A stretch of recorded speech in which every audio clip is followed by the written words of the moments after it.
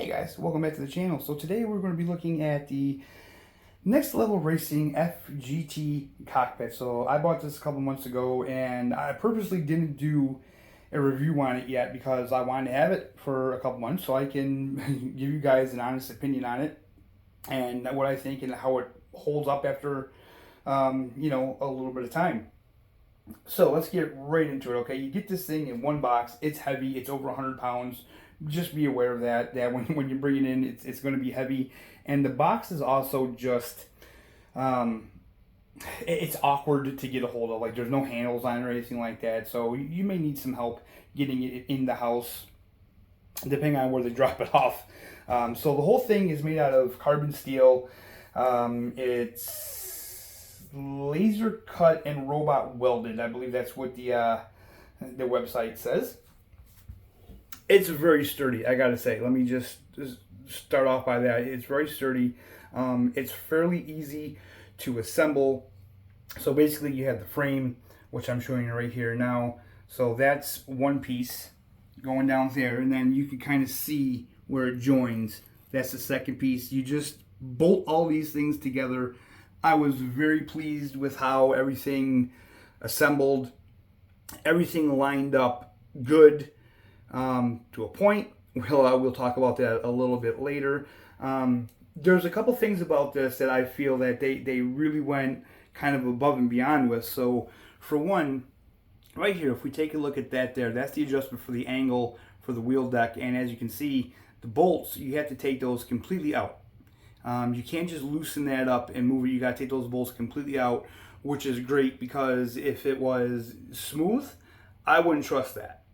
I wouldn't trust that at all. When you have smooth ones like that, no matter how much you tighten it down, eventually you will be able to get it to slide down. And also, if you ever upgrade or if you do have a direct drive wheel, you want something as strong as it's going to possibly be, and that's going to be so much stronger than just a smooth slot like some of the other ones have. Now, addressing the whole direct drive thing, I don't have a direct drive wheel, but this comes with a strengthening kit for the pedals and the wheel deck. So we'll take a look at that just in a second here because I'm moving down to the pedals now, and as you can see, it's got the same angle adjustment there with the kind of grooved slot. So you have to take the bolt right out to adjust that. Again, like I said, that's what you want. My pedals I have down. So as you can see, I could raise these pedals up all the way to the top if I wanted to. I just didn't want to. That's just not how I wanted it. The seat is adjustable from there, so you can move the seat forward or backward if you like, and you can change the angle of the back of the seat with kind of that adjuster right there. You just unscrew those completely, I found, and yeah, you can adjust the seat. Now, talking about the strengthening kit, that's what this is here. So this doesn't move. This just so that can be slided. That can be smooth like that, even not slide. What the hell am I talking about? So you just bolt that into place, and that it gives this a ton of strength. I mean, I have a load cell pedal. It's pretty stiff. Now, prior to me putting the strengthening kit on there was some flex. I didn't feel it. I seen it, and just seeing it bugged me. So yeah, I put that kit on there, and it works great. And you get one for each side. I don't know if you can see it. Yeah, you can see it right there. So one on each side. There's a lot of washers that you have to put on this thing. The square ones there. Trying to get those straight is a pain in the ass. So if you're kind of OCD about that, then that may be something that's going to keep you busy for a while. So FGT, why is this called the FGT? It's because you can convert this from F position to a GT position. Now, I'm not going to convert this to the GT position. I've had it there. They said on the website it takes like 10 minutes. That's BS. It takes longer than 10 minutes. You literally have to take that seat right off. Right? You have to take the seat off, and then you have these brackets here. You have to put these brackets on. So these brackets, they mount to those back holes right there, those two back holes. So you mount them there on each side, and then you put the seat back on, and the seat will sit on top of those brackets. And then also, the seat you have to mount to those two front holes instead of the one hole there. Now, this is my biggest issue with this when I did this. The holes would not line up on this back brace right here on top. If you can see, it's all marked up. It's because I did everything I could possibly think of to get the holes to line up, and they just would not line up for love nor money. But all the other holes lined up fine, and it was sturdy enough that, you know, I didn't feel like the seat was going to move or anything like that. Honestly, I didn't care for it in that position. I like it better in this position. Now, when you put it in the GT position, you have the option of taking the pedal here, and you take it right off there. You, matter of fact, that there's another like pedal tray kind of thing that you mounted on that angle right there. So you take that off the rig, you set that on the floor, and you mount the pedals to those holes right there. They're on both sides. So the pedals are right on the floor, so you don't need any strengthening or anything like that. Now, speaking of strengthening, for the wheel, if you're having issues with the wheel giving flex, because if you raise the wheel up higher, it does flex some. So you have this here.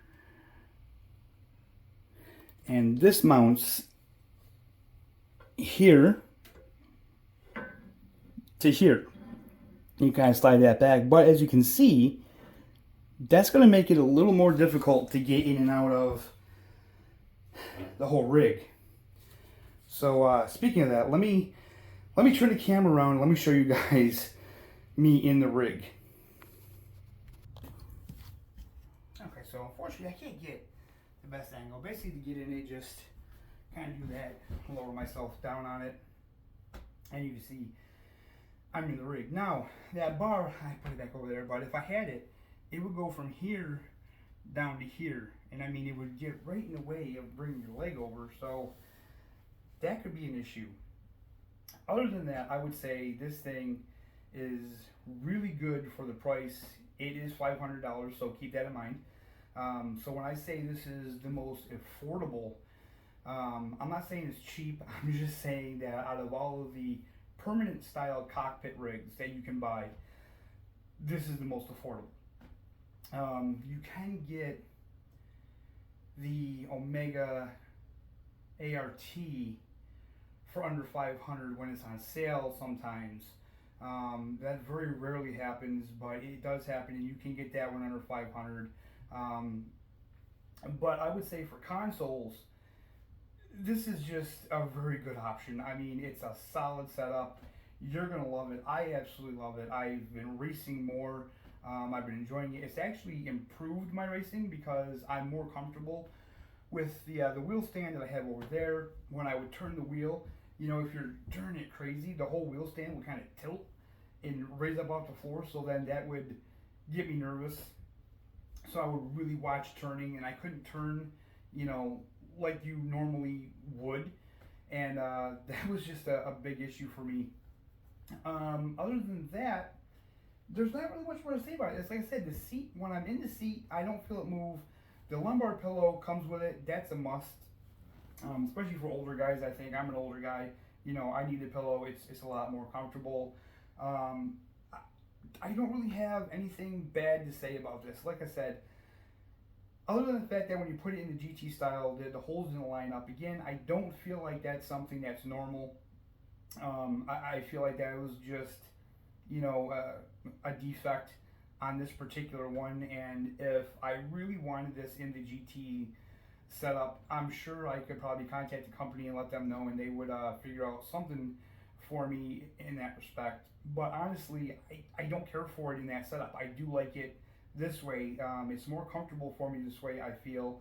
Like I said, getting in and out of it was tricky at first, but then once I figured it out, and like I said, if I get out of it, basically you can just plant my feet. You can grab the wheel deck, because like I said, it's sturdy, and just lift yourself up and then back down again. So it's not that bad, man. It's really not that bad. I was really surprised. And again, all all of the mounting hardware comes with it, which that was a pleasant surprise for me because I spent like $800 on my Fanatic wheel, and it didn't come with any mounting hardware. It didn't come with the screws needed for it or anything, and I thought that was a little bit strange because spending that kind of money on a wheel, I felt like it should have came with all that stuff, but it didn't. But no problems because I got this, and this came with more than enough. I mean, I still have bolts and washers and all kinds of extras in the bag if I need them for anything, which I think is absolutely fantastic. And one thing I should note that it may not be a big thing to everybody, but the tools that they give you with this, are really good tools. Like usually I'm used to getting those little flimsy open-ended wrenches. This, they give you a legit wrench that's got an open end and a closed end, and then you get the Allen key that's got the end on it that lets you kind of go in at an angle. So yeah, it's really good. I would say anybody that's looking for an entry-level permanent style cockpit, totally check this out for the price. I mean, I think it's pretty much a no-brainer. Unless you really want a more higher end one, or something like that. Again, like I said, the seat was a big question. I see a lot of people saying that the seat's an issue.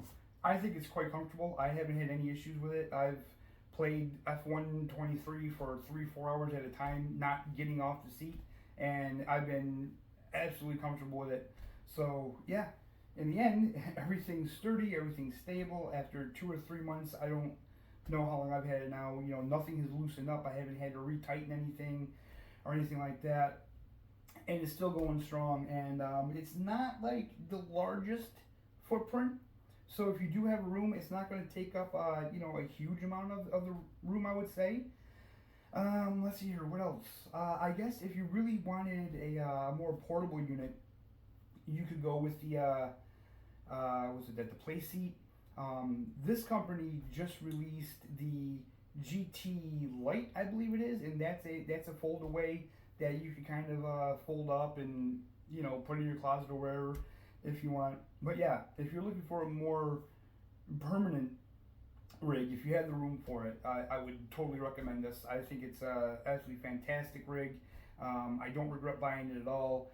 I was thinking of getting the Omega Pro ART. I really liked that one, but for some reason I just couldn't buy it. They just wouldn't let me buy it, so I ended up getting this, and I am more than happy with it. And I just wanted to share that with you guys. Anytime I get new stuff like this, I like to share my opinions on it, especially as someone that doesn't have like a $10,000 rig to go.